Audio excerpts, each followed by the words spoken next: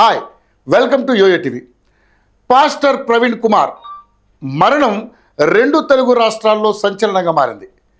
ప్రవీణ్ పగడాల ఈ నెల 24న హైదరాబాద్ నుండి బయలుదేరి రాజమండ్రి శివారు కొంతమూరు వద్ద అనుమానాస్పద రీతిలో మృతి చెందిన విషయం తెలిసిందే. ఇదిలా ఉండగా ప్రవీణ్ పగడాల అనుమానాస్పద మృతి నేపథ్యంలో క్రైస్తవ సంఘాల నాయకులు, అనుచరులు పెద్ద సంఖ్యలో నిరసన వ్యక్తం చేస్తున్నారు. అధికారులు పోస్టుమార్టం నిర్వహించి మృతదేహాన్ని హైదరాబాద్కు తరలించారు. ప్రస్తుతం ఈ కేసును అనుమానాస్పద మృతిగా నమోదు చేసిన పోలీసు అధికారులు దర్యాప్తుకు సంబంధించిన ప్రాథమిక వివరాలని తాజాగా వెల్లడించారు. వీడియో కెమెరాల్లో నమోదైన సీసీ ఫుటేజ్ ప్రకారం హైదరాబాద్ నుండి బుల్లెట్పై వస్తున్న పాస్టర్ ప్రవీణ్ మార్చి 24 రాత్రి 11:31 తూర్పుగోదావరి జిల్లా కొవ్వూరు టోల్ గేట్ దాటారు. తర్వాత 11:42 బుల్లెట్ నయారా పెట్రోల్ బంక్ వద్దకు చేరుకుంది. సరిగ్గా బంకుకు ఎదురుగా రోడ్డుపై నుంచి ఎడమవైపు గట్టు కిందకు ప్రవీణ్ బుల్లెట్తో సహా పడిపోయారు. హైదరాబాద్ నుండి కొవ్వూరు టోల్ గేట్ దాటిన తర్వాత 11 కిలోమీటర్లు 11 నిమిషాల్లో ప్రయాణించారు.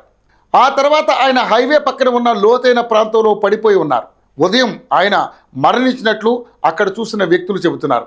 ఆ తర్వాత పోలీసులు అక్కడకు చేరుకొని సంఘటనా స్థలాన్ని క్షుణ్ణంగా పరిశీలించారు. అక్కడి నుంచి ప్రవీణ్ పగడాల మృతదేహాన్ని ప్రభుత్వ ఆసుపత్రికి పంపించారు. ప్రవీణ్ పగడాలది యాక్సిడెంట్ కాదని, ఈ సంఘటనపై పూర్తి దర్యాప్తు చేపట్టి నిజాల్ని వెలికి తీయాలని క్రైస్తవ సంఘాలు పట్టుబడుతున్నాయి. ఈ సంఘటనపై ఏపీ సీఎం చంద్రబాబు, వైసీపీ నేత జగన్మోహన్ రెడ్డి విచారం వ్యక్తం చేశారు. డీజీపీ సత్వరమే ఈ సంఘటనపై విచారణ చేపట్టి ఆయన కుటుంబానికి న్యాయం చేయాలని సీఎం చంద్రబాబు రాష్ట్ర పోలీసులను ఆదేశించారు. మార్చి 23వ తేదీ కొవ్వూరు టోల్ ప్లాజా దాటిన ప్రవీణ్ పగడాల ఆ తర్వాత శవమై కనిపించారు. అతను మృతి చెందిన ప్రాంతంలో ఎవరైనా సంచరించినటువంటి ఆనవాళ్లు ఉన్నాయా అన్న కోణంలో పోలీసులు ఒక టీం ఏర్పడి దర్యాప్తుని ముమ్మరం చేశారు. ఇక పోలీసులు హైదరాబాద్ నుండి రాజమండ్రి వరకు ప్రవీణ్ పగడాల ప్రయాణించిన 15 కిలోమీటర్ల సీసీటీవీ కెమెరా ఫుటేజ్ని పరిశీలిస్తున్నారు. ప్రయాణ సమయంలో ఆయన ఎవరితో ఉన్నారు, ఎవరిని కలిశారు అన్న అంశాలపై దర్యాప్తు చేస్తున్నారు. పాస్టర్ ప్రవీణ్ దేహంపై నిర్వహించిన పోస్ట్ మార్టం నివేదిక ఇప్పటికే అందింది. అయితే నివేదికలో పూర్తి వివరాలు ఇంకా అందలేదు.